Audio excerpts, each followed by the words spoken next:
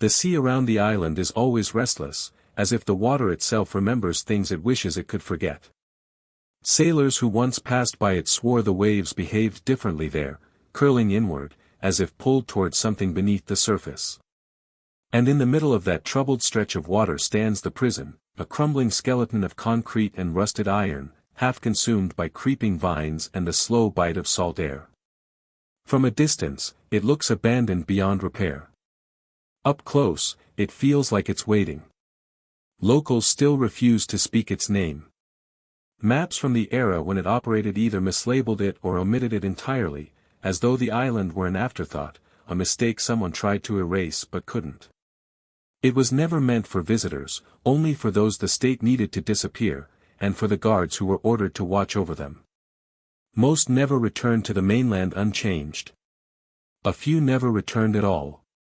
The prison's design is the first thing anyone notices: narrow corridors angled just slightly wrong, doors that open into oddly shaped rooms, staircases that feel too steep or too shallow.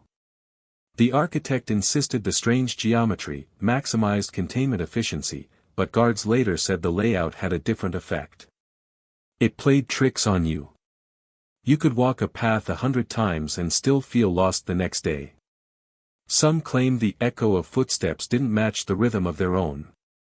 But the most unsettling feature was the locking system.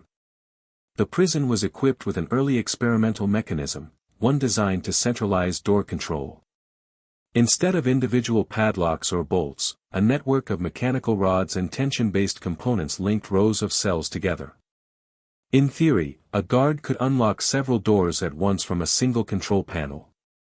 In practice, the system malfunctioned constantly. Doors jammed, bolts misaligned, and sometimes, without warning, one would release with a sharp metallic snap. At first, guards blamed poor engineering. Then they blamed humidity, aging metal, or pests. But over time, the excuses strained against what they were actually witnessing. Because sometimes, the locks didn't fail, they behaved deliberately.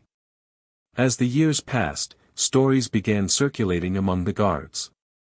One claimed he heard a cell door click open behind him, even though no one else was on patrol. Another swore the locking levers moved by themselves, trembling as though touched by invisible hands.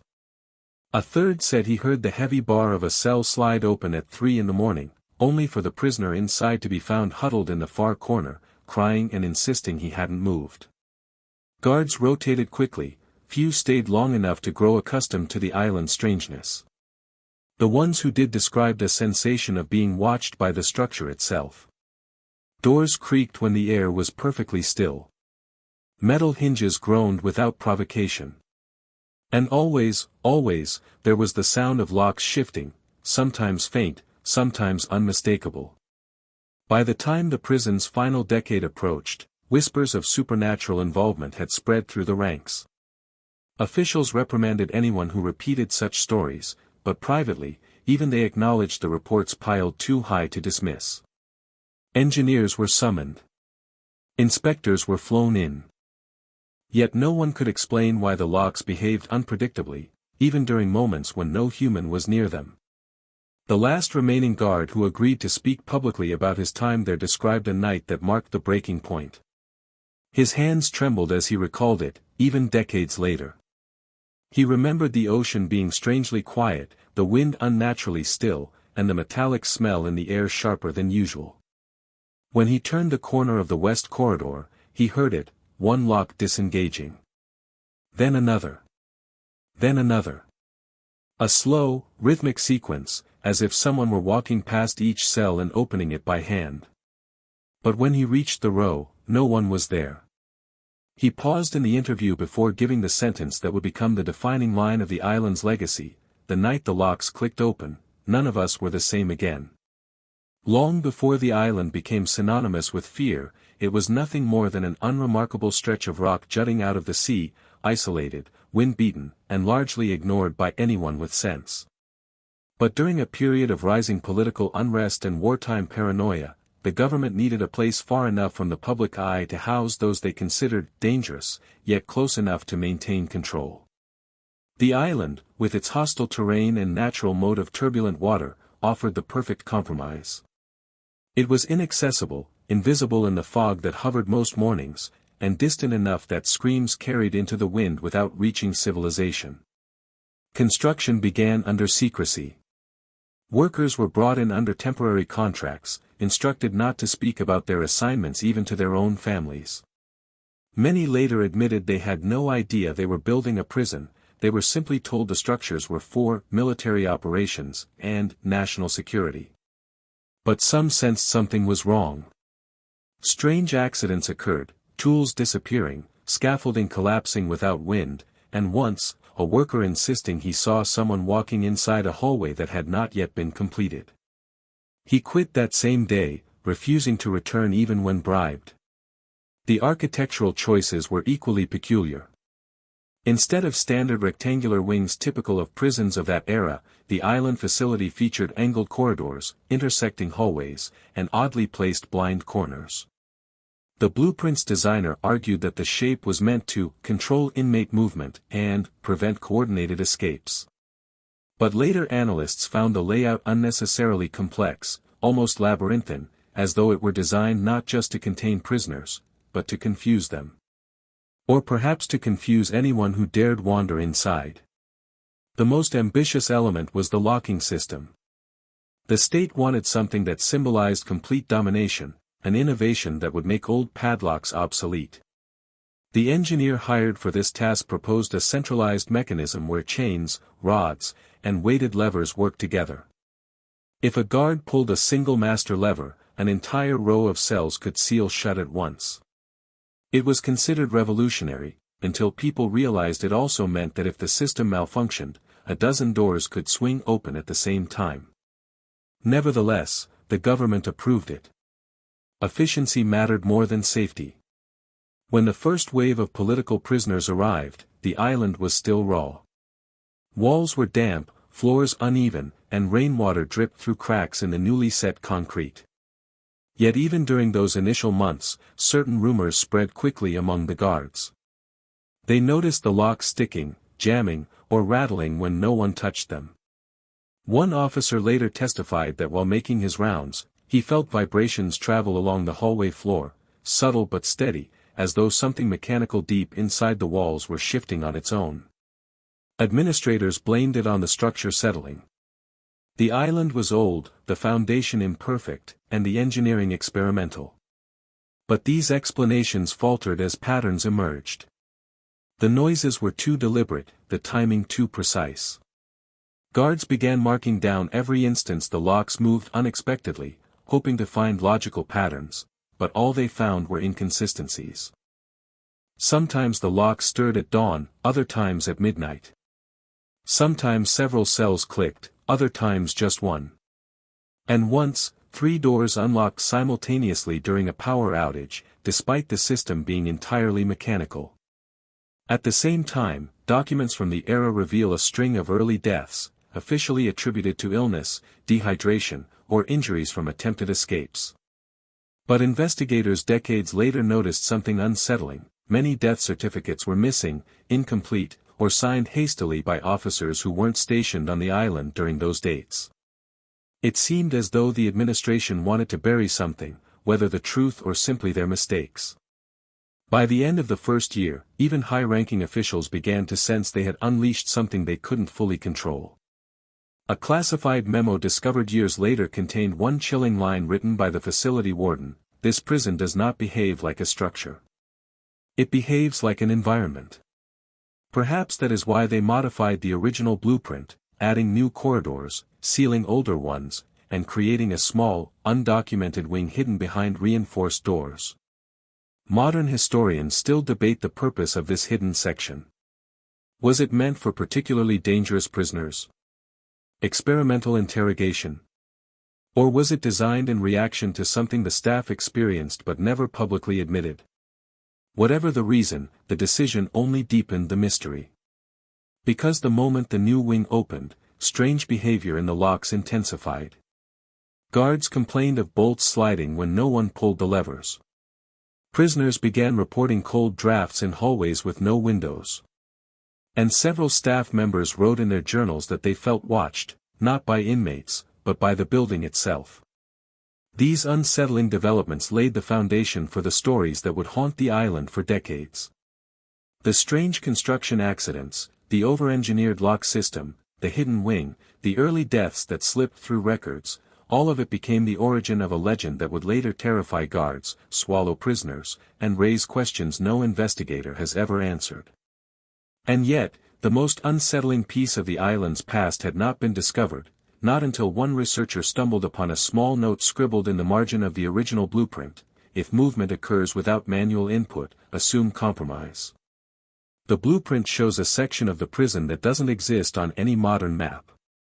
From the moment the first inmates stepped onto the island, it was clear that this prison was not meant to hold criminals in the traditional sense, it was designed to erase people. Political dissidents, journalists who asked the wrong questions, whistleblowers, and a few individuals whose only crime was knowing too much. Their names appeared in intake logs, neatly typed, categorized, and numbered. But for far too many of them, the trail ended there. No release records. No transfer documents. Not even death certificates. Just a blank space where their story should have continued. Among them were three figures who would later become central to the island's legend. The first was Tomás Alejo, a schoolteacher who dared to criticize government reforms. He was quiet, soft-spoken, and reportedly terrified from the moment he arrived. Guards remembered him clutching a small notebook, scribbling constantly. That notebook would later become one of the most important artifacts recovered from the island. The first half contained simple journal entries: fear, confusion, longing for home. But gradually his writing shifted. He documented strange sounds at night, cold spots near the cell door, and the unsettling feeling that his lock was being tested from the outside. In one entry, he wrote, "The footsteps come before the light. But the footsteps do not belong to guards." Then there was Isabella Marin, a young woman accused of espionage. Strong-willed, defiant, and deeply intelligent, she challenged every guard who attempted to intimidate her. Yet even she broke under the isolation. Her final recorded interview showed her trembling, insisting that someone had entered her cell while she slept, someone who never opened the door. "It wasn't the guards," she whispered. "They come loudly. This one didn't make a sound." Weeks later, her record simply ceased. There was no mention of relocation. No sign of illness. Only silence. The third was a man known only by his initial, R. His real name was redacted in every surviving document. He arrived in restraints far heavier than those given to the others, escorted by 4 guards instead of 2. Unlike the rest, he never spoke. Not a word. Some guards swore he refused, others believed he couldn't. What disturbed them most was how he reacted to the sound of the locks.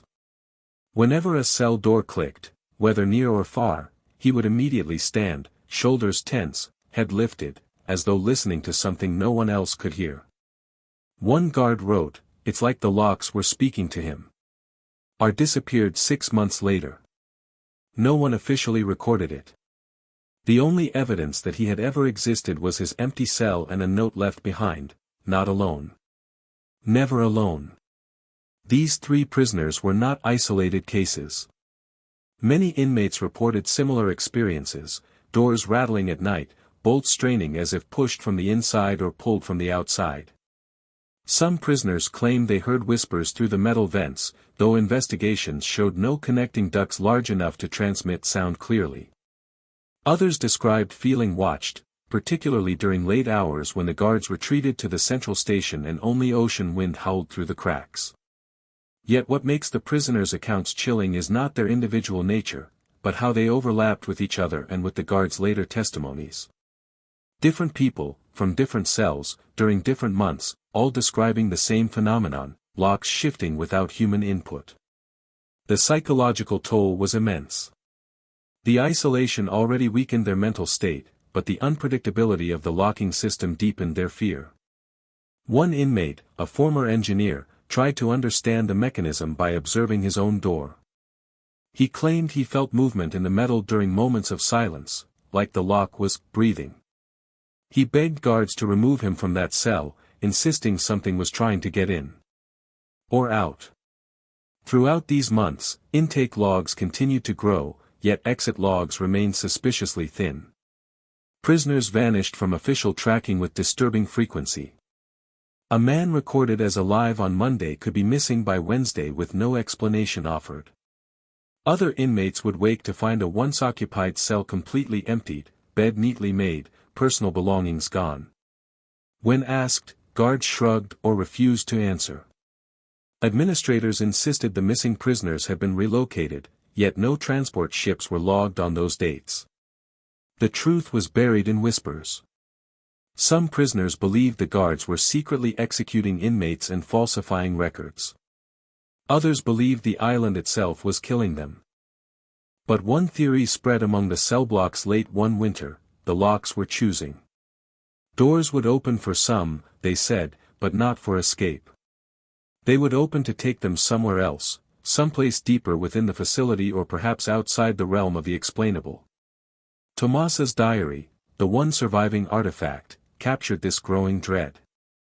In his final readable entry, he wrote, "Something tested my lock again.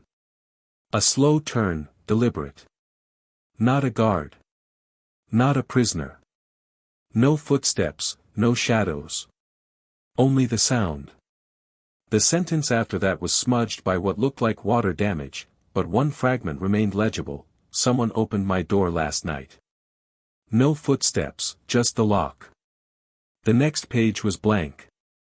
By the time these 3 prisoners vanished forever, fear had spread through the facility like infection. Guards began doubting their own grip on reality. Administrators scrambled to tighten security, but the problem wasn't the inmates, it was the building itself. The locks that were supposed to enforce control were now the source of the greatest uncertainty. And the disappearances were merely a symptom of something worsening, something building quietly within the walls. The prisoners had sensed it first. Soon, the guards would too. For a long time, the stories of strange sounds and vanishing prisoners were dismissed as the fantasies of frightened inmates. But everything changed the moment the guards themselves began to unravel. Unlike the prisoners, the guards arrived on the island as disciplined men, trained, physically fit, and conditioned to obey orders without question. Many came from military backgrounds. Others were seasoned officers transferred from mainland prisons. They believed they could withstand anything the island threw at them. They were wrong. The first signs were subtle. A guard named Matteo, a veteran with 15 years of service, started reporting insomnia. He claimed the corridor outside his quarters creaked at night, as though someone were pacing back and forth. At first, he blamed the weather, or perhaps restless prisoners, even though no cell block lay near his room. But the sound persisted, repeating like a metronome until he could no longer tell whether the footsteps were real or imagined. His handwriting in logbooks began to shake. His speech slowed. And then one morning, without explanation, he refused to patrol the West Wing altogether. "It's listening," he said. "Every door is listening." Another guard, Victor, prided himself on being stoic. He mocked his colleagues for believing in ghosts and claimed fear was just a sign of weak discipline. But even he began noticing things he couldn't explain. He described passing through a hallway and feeling a sudden pressure in his chest, as if something heavy had been placed on it. Then, without warning, a cell door 3 meters away clicked once, sharp, deliberate. Victor checked the panel. No one had touched the central lever. No mechanism was engaged. Yet the lock had moved. He shrugged it off as his imagination, until it happened again the next night. And the next. Each time the lock engaged or disengaged, Victor felt the same tightening in his chest, like an unseen presence was reacting to his arrival. He stopped mocking his fellow guards after that. The most chilling accounts came from Luis, one of the youngest guards assigned to the island. He had been enthusiastic when he arrived, proud of his uniform and eager to prove himself. But isolation gnawed at him quickly. In letters to his sister, he described the prison as alive in the worst possible way, though he refused to elaborate. He began avoiding empty hallways. He kept his lamp lit during every shift, even at dawn. Other guards noticed he jumped at small noises, metal settling, wind scraping against the concrete, the occasional rattle of chains. But the real breaking point came during a routine nighttime patrol. Luis walked into the east corridor, lantern swaying, when he heard the unmistakable sound of a bolt sliding. He raised the light toward the nearest cell. The door remained shut. Then he heard a second bolt slide, this time behind him. He spun around. That door was shut too. The noises grew louder. A third bolt slid. Then a fourth. Then a fifth. Each one echoed like a warning. Luis panicked and ran, stumbling over his own feet, dropping his lantern. When backup arrived minutes later, every lock in that hallway showed signs of movement, as if someone had tried each one. But not a single prisoner had left their cell. No one had touched the control mechanism. There was no intruder. Luis was transferred off the island shortly afterward. His final report stated only one thing: the locks know when you're afraid. Despite these unnerving incidents, the warden pressured the guards to maintain normalcy. He claimed the reports were exaggerated, the product of overwork and poor sleep. But his own behavior contradicted his words. He began checking the central lock panel himself each night, examining it with a flashlight, taking notes, sometimes repeating actions without realizing it, pulling a lever back and forth as though testing something invisible. The guards noticed the tremor in his hands. They whispered among themselves that even he didn't trust the system anymore. Still, they had a job to do. Order had to be maintained. One guard named Elias took that responsibility seriously. He became obsessed with the locking mechanism, studying its diagrams, trying to understand how the movements could occur without human contact. He sketched the system repeatedly in his notebook, drawing the rods, joints, and levers. But as the weeks passed, his sketches grew stranger. They included shapes that weren't part of the original design, symbols etched into the margins, spirals that seemed almost organic, patterns that resembled fingerprints pressed into metal. When his colleagues confronted him, he denied adding the symbols. "I just draw the mechanism," he insisted. "If something appears that I didn't put there, then maybe it's showing itself." The guards dismissed it as exhaustion. But they couldn't ignore what happened next. During a stormy night, Elias was stationed at the central locking panel. Rain hammered the roof above, thunder shaking the building. Suddenly, the panel's levers jolted downward, every single one. Elias backed away, horrified.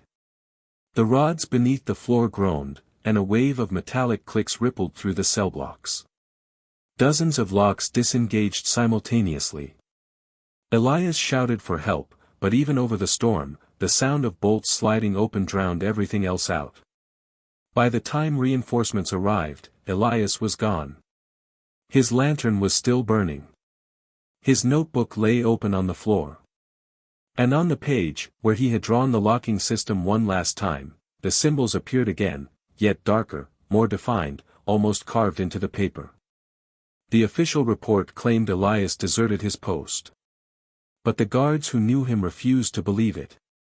They said he would never abandon his station, never run from duty. Some whispered he hadn't run at all, that something had come for him.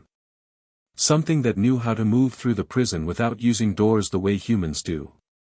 His final sketch was entered into evidence, though no investigator could interpret the symbols. They weren't mechanical. They weren't mathematical. They weren't any known language. One expert who examined them made a single unsettling remark: "These shapes look like instructions." But instructions for what? I can't tell. With Elias gone, the remaining guards were left standing on the edge of panic. They no longer questioned whether something was wrong with the locks. The only question that kept them awake at night, kept them clutching their keys, kept them jumping at every metallic echo, was far more terrifying: if the locks were opening on their own, was the prison letting something in? Or letting something out? For months, the island simmered with unease. Each shift carried the weight of an unspoken fear, and every guard sensed that something was building, something moving beneath the surface of normal operations, waiting for the perfect moment to reveal itself. That moment arrived on a night when the sky was moonless, the sea unnaturally calm, and the wind, usually howling through the cracks of the old structure, fell into a suffocating silence. It began shortly after midnight.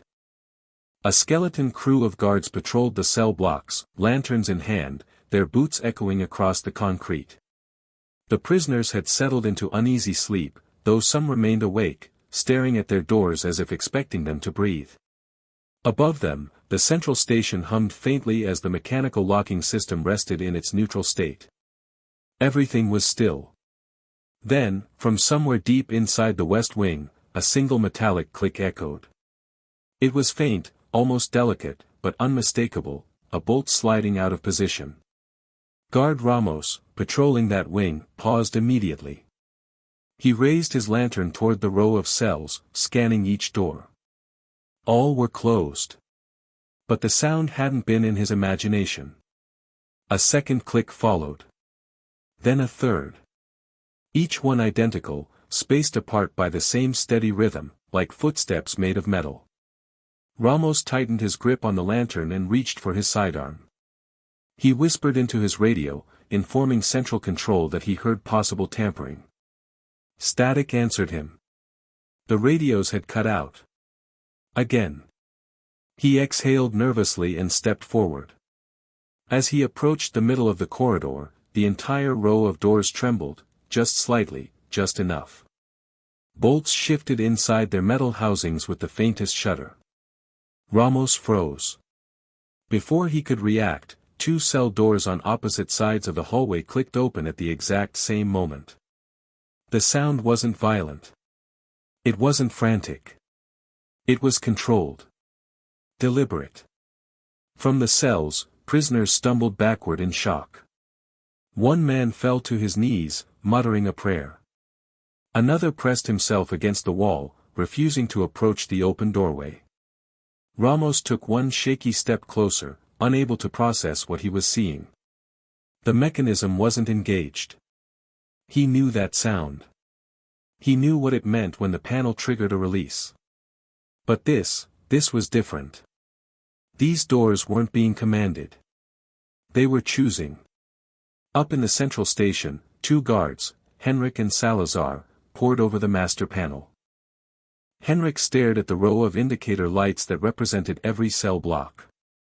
A few lights flickered, then dimmed, signaling doors that were no longer locked. "What did you do?"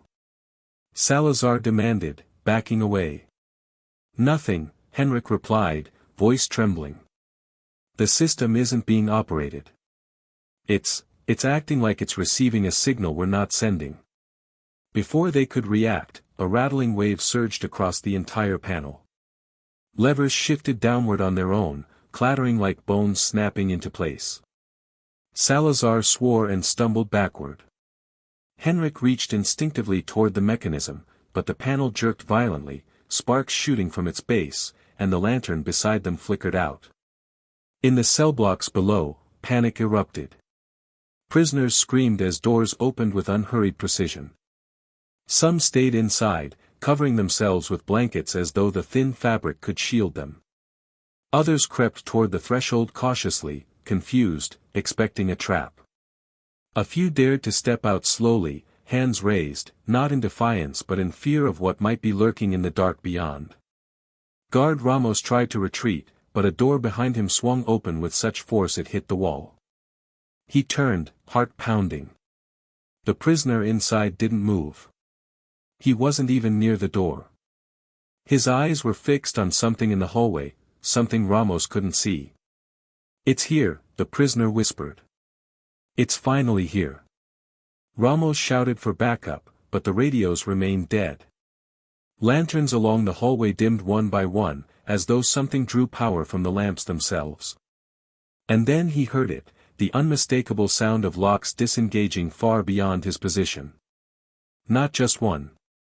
Not two. Dozens. The sound cascaded throughout the prison like a metallic heartbeat, echoing through stairwells, ducts, and empty chambers. Every guard heard it. Every prisoner felt it in their bones. And for a moment, the entire island seemed to hold its breath. In the east wing, 2 guards, Giro and Santos, barred the hallway with their rifles, shouting orders for inmates to remain in their cells. It didn't matter. The doors swung open anyway. Giro fired a warning shot into the ceiling, but before he could reload, a freezing burst of air swept through the corridor. Both men staggered back. Their lamps blew out simultaneously. The prisoners murmured in the dark. Some cried. Some prayed. Others whispered that the island was claiming what it was owed. Back at the central station, Henrik managed to relight his lantern. The glow barely illuminated the panel. Now it looked different, far too different. Some of the levers weren't just shifted, they were bent out of shape, as though something had pressed against them with immense force. Salazar pointed at the floor. The metal rods beneath the panel pulsed, vibrating rhythmically. It looked impossible, almost like breathing. "We need to shut it down manually," Henrik shouted. Salazar didn't respond. His eyes were fixed on the far end of the room where a maintenance door creaked open slowly, inch by inch, though no one stood near it. Down below, Ramos tried to regain control. He ordered prisoners back inside, but many were frozen with terror. And then something strange happened. Every prisoner simultaneously backed away from their open doors, as if feeling a shared instinct. Ramos stepped forward, intending to close one of the doors himself, but before he reached it, the lock snapped shut on its own. Then another. And another. But not in the same pattern they had opened. This time, the locks closed randomly, erratically, slamming shut with jarring force. One door nearly crushed a prisoner's hand as it snapped closed inches from his fingers. Ramos realized something horrifying: the locks weren't malfunctioning. They weren't stuck. They weren't broken. They were reacting. The chaos intensified until, suddenly, every sound ceased. The locks stopped. The rattling mechanisms quieted. Even the prisoners' cries dwindled into confused silence. Total stillness washed over the island. Henrik looked down at the panel. All levers were frozen mid-pattern. None fully open. None fully shut. As if something had paused the entire system in the middle of its command. What did it want? Salazar finally whispered. Henrik didn't know. No one did. All they knew was this: that night, the prison acted with intent. Not random. Not accidental. Not mechanical. And whatever intelligence had moved through the locking system, it had done so with perfect awareness of the fear it created. The guards would later struggle to describe what they had witnessed. Administrators attempted to frame it as a mechanical chain reaction, a malfunction. But every guard present knew better. Because in the darkest moment of that night, when every door opened in eerie unison, when the lights dimmed, when silence fell so heavy it felt suffocating, there was a sensation that none of them could deny: the unmistakable feeling of being watched by something that moved without footsteps, without form, without boundaries. The night the locks clicked open was not the beginning of the island's legend. It was the night the legend became undeniable. And the consequences of that night would reverberate through every investigation that followed, investigations the world was never meant to hear about. In the immediate aftermath of the night the locks opened on their own, fear spread through the prison like an invisible fog. Guards refused to patrol alone. Prisoners stayed huddled inside their cells, even when doors no longer held them in. Rumors multiplied, stories that the prison had awakened, that something moved through its metal veins with purpose, that the island itself was turning hostile. The administration on the mainland could no longer ignore the escalating reports. What had once been dismissed as superstition or stress had now become a documented breakdown of a state-engineered locking system. Within days, a confidential directive was issued: an investigative team would be sent to the island, their work classified, their findings sealed unless deemed harmless. The first to arrive were military engineers. They came with crates of instruments, calipers, tension gauges, acoustic readers, and the stiff confidence of men who believed every mystery had a mechanical explanation. They inspected every component of the central locking mechanism, rods, gears, levers, and the master control panel. And at first, they seemed certain they would find a simple culprit: corrosion, misalignment, metal fatigue. But nothing was simple. One engineer, Lieutenant Grayson, noted that certain levers appeared bent from the inside rather than from external force. Another pointed out that several rods had shifted out of position, yet bore no signs of physical impact. As if the metal stressed itself, he muttered, baffled. They conducted tests, pulling levers, releasing tensioned rods, measuring force distribution. The system responded normally, until they tried to recreate the simultaneous unlocking event. The moment they engaged the simulation, every measuring device failed at once. Lights dimmed. Gauges froze. And a strange, low-frequency vibration rippled through the walls, making dust fall from the ceiling. The engineers aborted the test immediately. None could explain what they had witnessed. Next came the psychologists, instructed to evaluate the mental state of both guards and prisoners. They expected hysteria, paranoia, or shared delusion. And yes, they found stress, trauma, and exhaustion. But they also found something that unnerved them: consistency. Different subjects described the same sounds, the same sequences of unlocks, the same sensation of being observed. One psychologist interviewed a prisoner who had refused to leave his cell even when the doors were open. The prisoner whispered, "If I leave, it will follow me."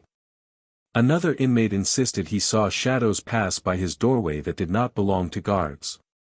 And a third claimed he heard someone breathing inside his locked cell, though he slept alone. But even these accounts couldn't compare to the guards. Hardened officers who once scoffed at fear now spoke in hushed tones about the prison acting with intent. One guard, trembling despite trying to remain stoic, said, "It wasn't panic. It wasn't noise. It wasn't malfunction. The doors opened like they were responding to something." For every psychological explanation the team proposed, another piece of testimony contradicted it. Meanwhile, the intelligence officers conducted their own investigation, far more secretive, far more uncomfortable. They demanded access to blueprints, maintenance logs, and internal reports dating back to the prison's construction. But the more they searched, the more they uncovered unsettling patterns: missing documents, incomplete signatures, false timestamps. It was as though the prison's history had been edited and re-edited by unseen hands. One document, recovered only because it had been misfiled, included an early administrator's warning: "The locking system behaves unpredictably under unknown conditions. Recommend reassessment of deployment." The note was unsigned. Another discovery was even stranger. In a locked drawer of the warden's office, investigators found a set of sketches, nearly identical to the ones Elias, the missing guard, had drawn. They depicted the locking mechanism, yet included unusual spirals and shapes that no engineer recognized. When asked, the warden insisted he had never seen the drawings before. His hands shook as he said it. As the investigation deepened, members of the team began to divide into opposing camps. The engineers insisted it must be mechanical failure. The psychologists proposed mass hysteria triggered by isolation.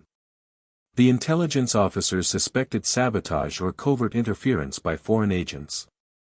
Yet none of these theories accounted for the synchronized unlocking, the vanished prisoners, or the unexplained vibrations detected during testing. In a final attempt to make sense of the phenomenon, the investigative team installed acoustic sensors throughout the prison. They hoped to pinpoint the source of the mysterious clicks and rattles. For the first few nights, the sensors detected nothing but normal ambient noise, wind, footsteps, distant waves. But on the fourth night, at exactly 3:17 a.m., every sensor activated at once.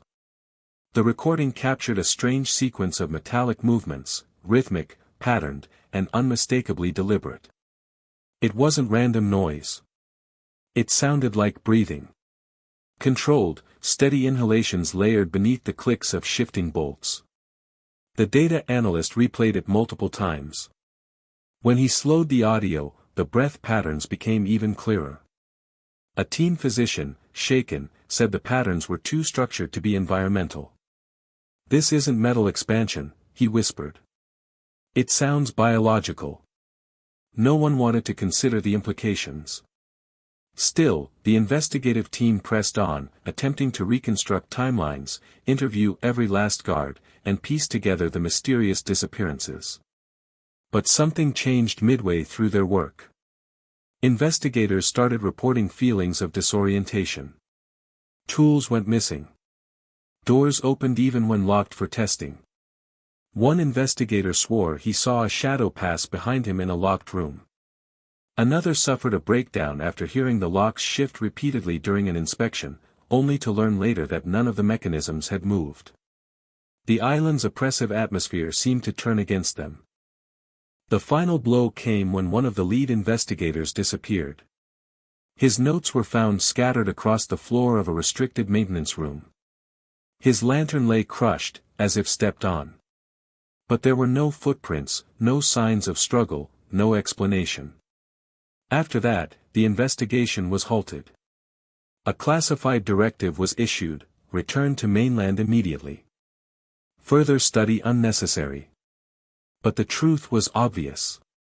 The investigation didn't stop because it reached a conclusion. It stopped because the island wouldn't allow it to continue. And the findings, fragmented, contradictory, incomplete, never made it into official archives. They were sealed before they reached shore, buried under layers of bureaucracy and fear. Still, one sentence from the final compiled report survived in unofficial whispers among those who handled the documents: the anomalies are not mechanical. They are environmental. What kind of environment could manipulate metal, silence radios, bend engineered levers, and mimic human breath inside empty cells? No one dared say the answer out loud. In the weeks that followed the failed investigation, the island's atmosphere shifted from unnerving to openly hostile. What had once felt like an unpredictable prison now seemed like an entity actively resisting the presence of anyone who stepped foot on it. Guards who previously managed to suppress their fear found themselves breaking under pressure they couldn't explain. Even the investigators, trained professionals sent to impose order, had left the island shaken, confused, and in some cases, missing. And the moment the last of them boarded the evacuation boat, the prison changed in a way no one could ignore. The structure itself began to transform. Floors that had once felt stable now vibrated faintly beneath footsteps. Some hallways seemed narrower than before, as if the walls were slowly closing in. Doors that had previously jammed now opened too easily, while others refused to budge even with multiple guards pulling at them. The entire building seemed to expand and contract with the weather, yet its movements were never recorded on any instrument. According to engineers, the foundation was unremarkable. According to the guards who lived within it, the foundation breathed. And then there were the temperature shifts. Guards walking through the central corridor reported sudden blasts of cold air, sharp, sudden, concentrated chills that felt like someone standing inches away from their skin. These weren't drafts from broken windows or ventilation shafts. They appeared in sealed spaces and vanished as quickly as they came. One guard described it as stepping into a shadow shaped like a human. Another claimed he felt fingers brush the back of his neck when he passed through one of the cold spots. He spun around, light shaking, but no one was there. The prisoners noticed these shifts too. Several began sleeping with blankets wrapped tightly around their heads, as though trying to hide from whatever moved through the corridors. Environmental instability grew worse each day. Humidity swelled to unbearable levels, making metal swell and groan. The sound of straining iron echoed through the building at all hours, groans like the structure was being twisted by an unseen force. Doors warped, hinges moaned, and ceiling beams creaked as though under stress. Yet inspections revealed no major structural damage. The building appeared intact, even though it sounded like it was being pulled apart. Light sources became unreliable. Lanterns flickered. Electric bulbs, installed near the end of the prison's operation, dimmed at random intervals, or burst entirely. Shadows no longer behaved normally.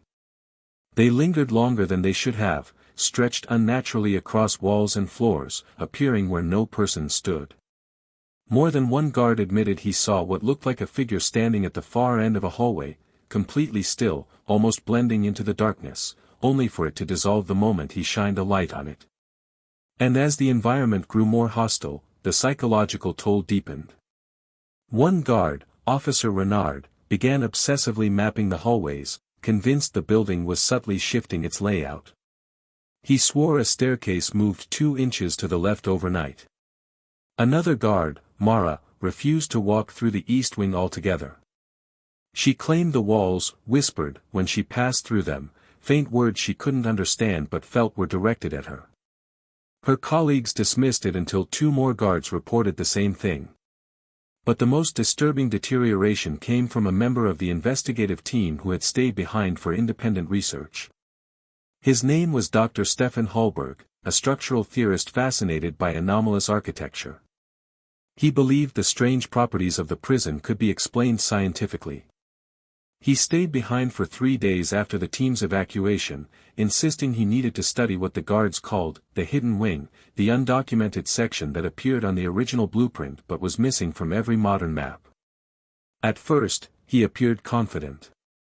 He conducted measurements, took notes, sketched the unusual angles of the corridors. But by the second day, he stopped sending updates.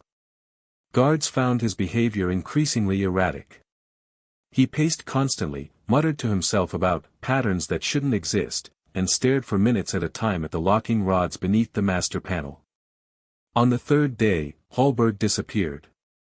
The guards found his scattered notes inside the hidden wing, pages torn from his journal, diagrams half-finished, numbers scribbled so heavily they ripped the paper. Some notes were unreadable. Others suggested he had found correlations between inmate disappearances, the mechanical structure, and the prison's architectural design. One line was circled repeatedly: the shape of the building invites movement, but not human movement. Another note read, the locks respond to presence. They always have. They open for what is already here. The final page was a frantic mess of crossed-out text, but one line remained clear: it followed me into the walls. Hallberg's body was never found. As tensions continued rising, the guards no longer attempted to hide their fear.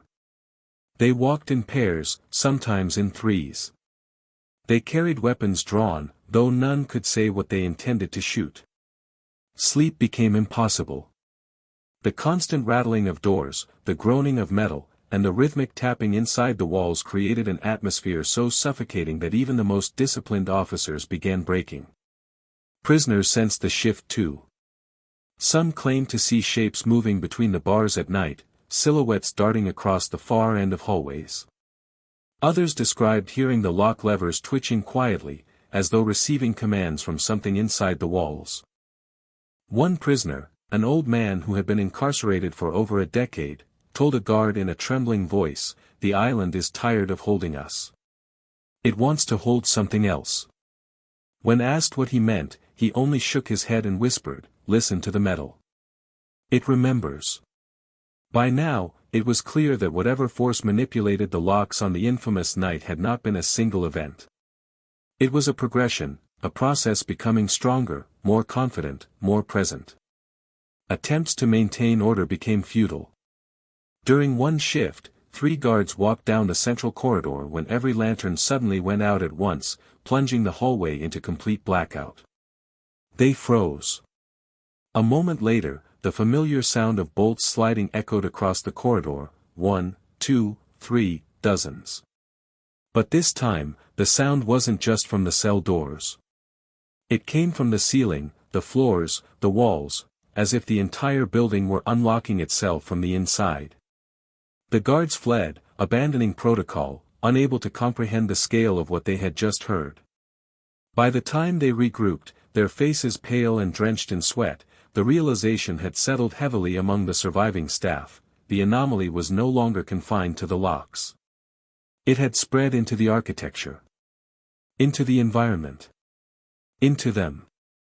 What started as mechanical failure had evolved into something deliberate, something that adapted, reacted, and perhaps even learned. The island had stopped acting like a prison. Now, it behaved like a predator. And everyone on it understood that whatever was coming next would be far worse than unlocked doors.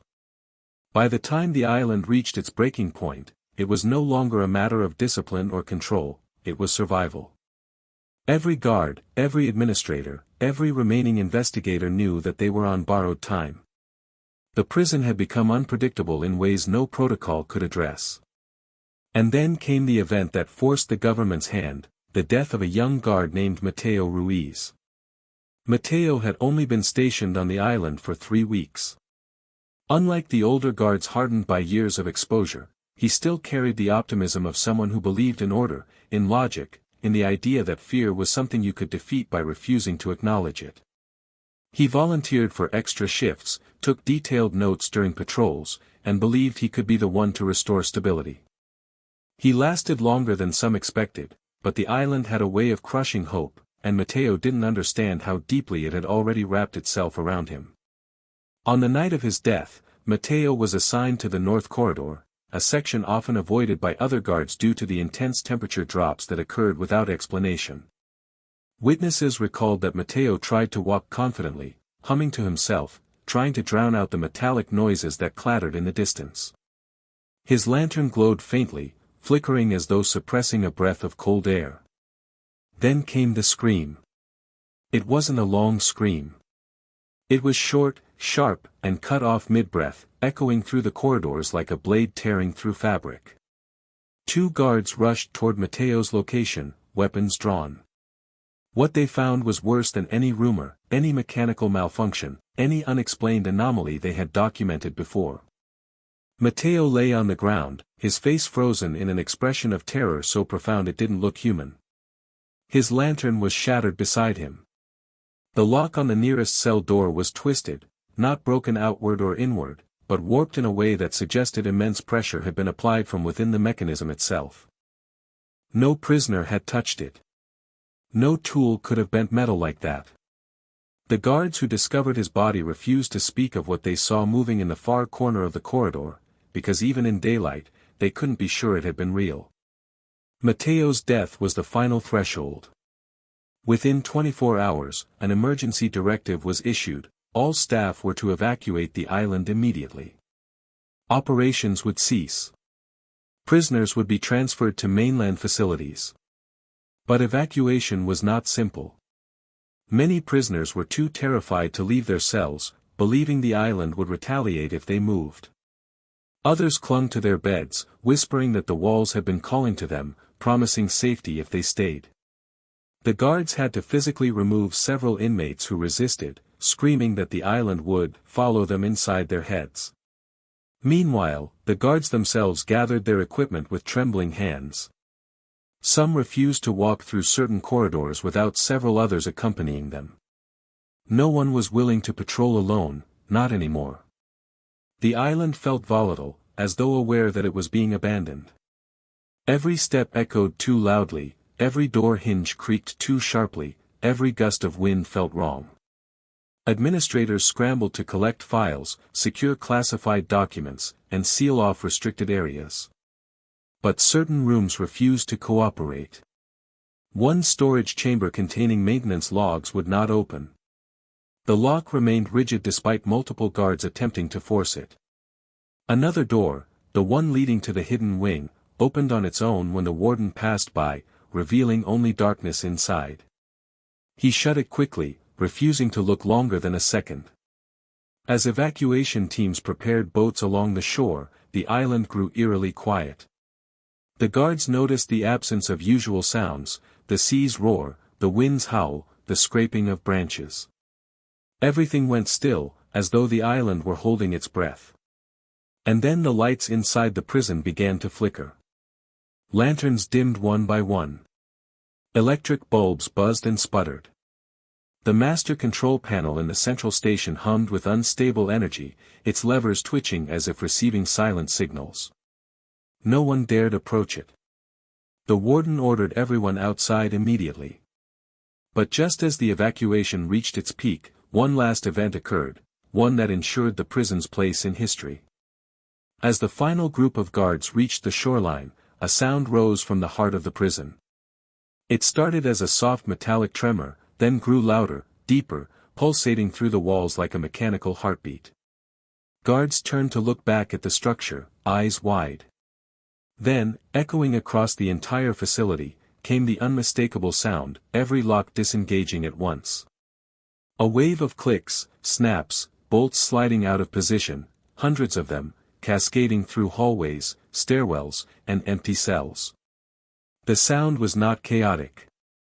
It was synchronized, controlled, almost ceremonial. As though the prison were announcing its own release.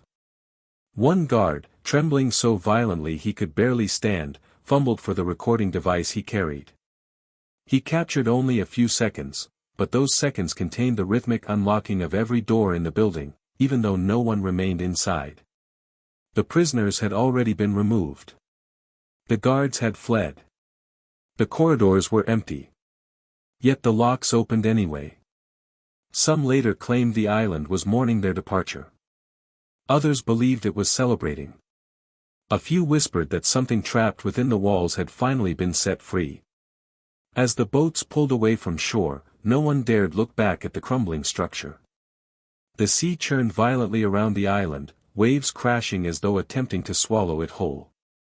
The prison stood motionless, doors wide open, locks hanging uselessly by twisted metal, an empty shell of something that had once behaved like a living organism. The evacuation was swift, but the emotional aftermath lingered. Families questioned what had happened. Officials issued carefully rehearsed statements, citing structural instability, faulty engineering, and safety concerns. But those who lived through the ordeal, those who heard the locks open in unison, who felt the cold breathe down their necks, who saw shadows that were not cast by human figures, knew the truth was far more complicated. Mateo's family never received a clear explanation for his death. The guards who survived rarely spoke of the island again. And the audio recording from that night, the one capturing the prison unlocking itself, was quietly archived under restricted access, labeled simply, "Do not analyze alone." Years later, people would still debate what happened on the island. But for those who were there, the final unlocking was not a mystery. It was a warning. Decades passed after the final evacuation, but the island never truly faded from public consciousness.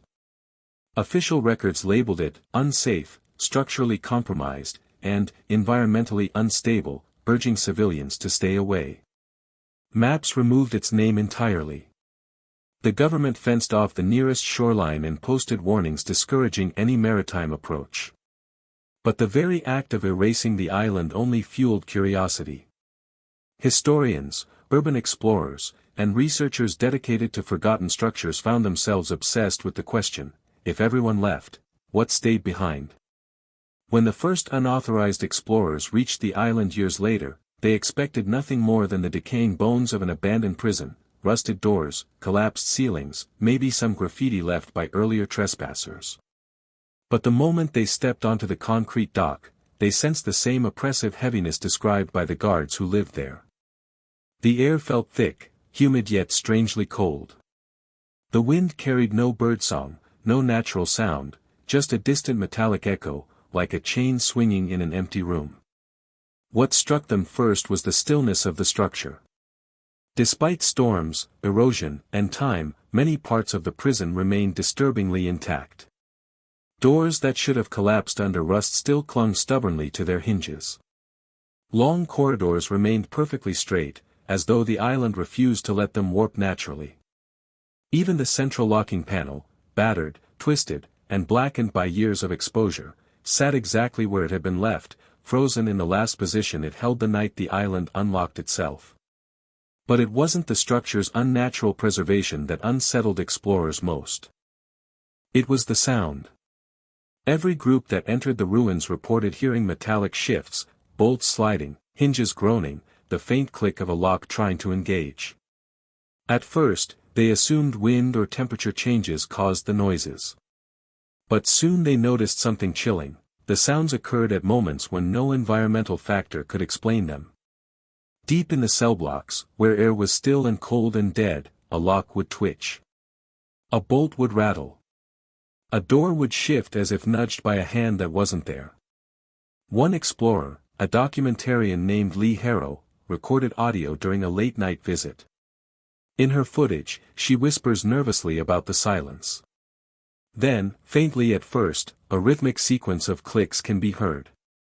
She shines her flashlight on a row of cell doors, and just as the beam passes, one of the locks rocks gently back and forth. She gasps, drops the camera, and the footage ends in static. When she recovered the device, she claimed she saw something move at the far end of the hallway, something with no defined shape, just a darker shadow layered over the existing darkness. Historians who visited the island searched for physical clues. They found remnants of Elias's sketches in the warden's office, pages stuck together by moisture yet still legible enough to show the strange symbols he had drawn. They found fragments of prisoner diaries, torn and water-stained, yet repeating the same experiences, breathing in empty cells, footsteps without footsteps, locks responding to fear. But the most compelling discovery came from a team of urban archaeologists who used thermal imaging in hopes of mapping temperature variations inside the ruins.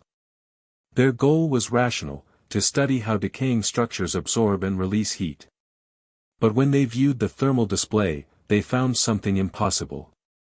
Heat signatures shaped like human hands lingered on several door panels. Not just random patches of warmth, distinct prints, fingers splayed, palms pressed against the metal. They appeared suddenly, lasted for several seconds, then vanished completely. The team reviewed the data repeatedly, searching for errors, but the readings were consistent. One of the archaeologists insisted the prints were residue from previous explorers, but temperature analysis revealed the metal had been uniformly cold seconds earlier. Another argued it was an equipment malfunction, but the same prints appeared on 3 different devices. Most chilling of all, one thermal camera captured a moment where a handprint slowly dragged downward across a cell door, as though something inside the ruin had pressed against it from the other side. No member of the team returned to that hallway again. As these findings trickled into academic circles, theories began to form. Some claimed the strange thermal patterns were caused by trapped heat pockets within the decaying structure. Others argued for naturally occurring infrasound affecting perception. A few pushed more radical explanations: psychic residue, collective trauma imprinted on the environment, or an architectural anomaly acting like a living memory. But none of these theories accounted for the most disturbing phenomenon reported by modern investigators: the feeling of being followed. Almost every visitor described it. A sense of presence too close, too aware. Some said they felt breath on their necks in rooms with no airflow. Others reported shadows sliding across walls, even when flashlights remained steady. And more than one explorer claimed that while standing inside a cell, they heard the unmistakable sound of the lock behind them shifting into place, even though the door didn't move. The island seemed to watch. To listen. To wait. Whether out of curiosity or something darker, no one knew. But the message was clear: whatever force had manipulated the locks when the prison was active had not vanished when the last guard fled. It remained embedded in the walls, the rods, the bolts, the very architecture itself. The ruins did not just contain history. They remembered it. They replayed it. And sometimes, they responded. Even now, visitors report moments when they swear they hear the island breathe, soft, faint, almost like the sigh of something ancient stirring beneath the rust and concrete. Whatever was awakened during the prison's operation was not silence, not decay, not time. It was awareness. In the years following the island's abandonment, official explanations attempted to frame the prison's downfall as a combination of structural decay, flawed engineering, and psychological stress. These statements were neat, tidy, and utterly incompatible with the hundreds of pages of testimonies, recordings, and classified reports collected before the evacuation. As historians began digging deeper, they discovered a labyrinth of contradictions, redactions, and missing files that suggested one unsettling truth: whatever happened on the island, the government never wanted the public to understand it. The most heated debate centered around the locking system, the strange, experimental network of levers, rods, and tension hinges that had defined the facility and eventually destroyed it. Engineers argued endlessly about the system's failures. Some claimed the metal was defective. Others insisted the mechanism was simply too ambitious for its time.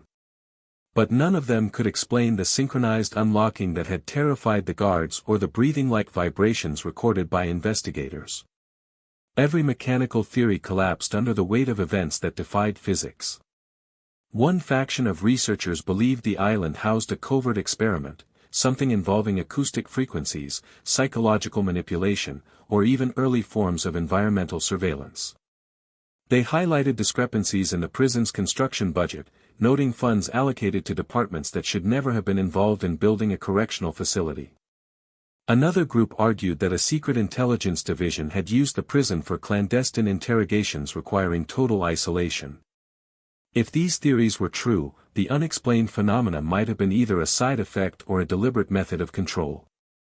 But even these conspiracy theories struggled to explain the final unlocking event, or the hand-shaped thermal signatures found decades later.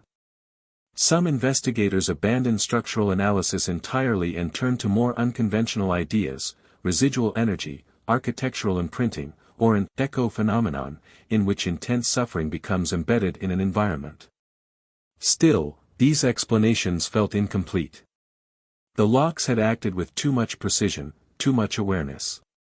And this is where the missing lockmaster entered the story.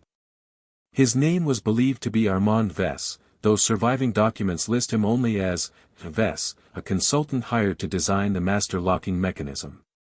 In early reports, he appears frequently, signing off on diagrams, approving stress tests, recommending materials. But after the prison's first operational year, his name vanishes entirely. No resignation letter. No transfer paperwork. No forwarding address. It was as though he stepped off the blueprint and disappeared into thin air. Historians investigating his background discovered that Vess had been an eccentric engineer, known for unconventional designs. He believed architecture held behavioral influence, insisting that structures could guide, shape, and even predict human movement if built with intention. Colleagues described him as brilliant but unsettling. One former co-worker recalled Vess claiming that metal remembers pressure, and that locks were more than devices, they were thresholds that respond when observed. No one understood what he meant. They assumed it was metaphor. After the island's collapse, those same colleagues reread his letters with horror. What surfaced next changed the entire conversation. A private collection held by Vess's distant relatives contained several letters he wrote during the prison's construction. Most were technical, brief, unemotional. But as the project progressed, the tone shifted. The letters became fragmented, anxious, almost cryptic. In one, he wrote, "The mechanism reacts to weight that isn't present. It shifts when no tension is applied. Something in the design responds to patterns I cannot chart." Another letter said, "I don't think the locks are malfunctioning. I think they're adapting." His final surviving note was shorter, scrawled hastily across a torn scrap of paper: "If the doors open again, it won't be for escape." Researchers were stunned. Was Vess witnessing early versions of the anomalies documented years later? Or had he created something that behaved unpredictably because he misunderstood the forces acting within the prison? Some investigators proposed a daring theory: Vess had designed the locks in such a way that they unintentionally amplified environmental conditions, vibrations, pressure changes, or electromagnetic fields from the island itself. Under extreme conditions, the prison became a resonating chamber, the locks responding to impulses too faint for human senses. Other theorists went further, suggesting Vess had tapped into something the island already possessed: an energy, an intelligence, a presence, giving it a physical medium through which to act. In this view, the locks weren't misbehaving. They were communicating. The government's silence only deepened suspicion. Files concerning Vess were heavily redacted. Technical reports disappeared. The blueprint's marginal notes, including warnings and unlogged modifications, were removed from archival storage. Former guards who tried to speak publicly were discredited or pressured into retracting statements. The few who persisted vanished from public life soon after, quietly, discreetly, without explanation. Today, the theories stand divided into three camps. The rationalists claim the phenomena were mechanical miscalculations compounded by human fear. They insist the prison's layout, noise patterns, and metal fatigue created illusions that spiraled into panic. The conspiracists believe the island hosted a classified experiment, psychological, acoustic, or even electromagnetic, that malfunctioned catastrophically, forcing the government to seal the truth. The liminalists argue something far stranger. The architecture and locking system acted as a conduit for an environmental intelligence, an imprint of centuries of isolation, suffering, and human presence that learned to manipulate its surroundings. Each theory tries to explain the same core question: what was the island trying to do? No consensus exists. But everyone agrees on one thing: whatever moved through the locks acted with intention. And the man who understood the system best, Armand Vess, disappeared before he could warn anyone what that intention was. His final message remains the only undeniable truth left behind: if the doors open again, it won't be for escape.